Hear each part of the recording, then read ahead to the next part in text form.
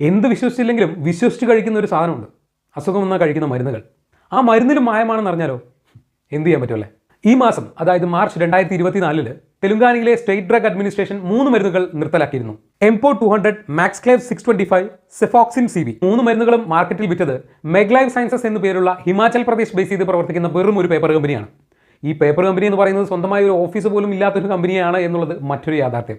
DCA drug control administration ഈ 3 മരുന്നുകളും പരിശോധിച്ചപ്പോൾ വെറും ചോക്കുപൊടി മാത്രമായിരുന്നു ഈ 3 മരുന്നുകളിലും കാണാൻ കഴിഞ്ഞത് എന്നുള്ളത് മറ്റൊരു യാഥാർത്ഥ്യം. എത്ര പേര് ഇത് കഴിച്ചു കാണും എന്നുള്ളത് ഇപ്പോഴും ചോദ്യചിഹ്നമായി തന്നെ കിടക്കുന്നു. DCA ഔദ്യോഗികമായി മുന്നറിയിപ്പ് നൽകിയിട്ടുണ്ട്, മെഗ്ലൈവ് സയൻസസ് എന്ന പേരിലുള്ള മാനുഫാക്ചറിംഗ് ചെയ്യുന്ന ഒരു മരുന്നുകളും വാങ്ങരുതെന്ന്, അത് ഒഴിവാക്കാൻ. ആവശ്യമെങ്കിൽ മാത്രം ഈ വീഡിയോ സേവ് ചെയ്ത് വെക്കുക.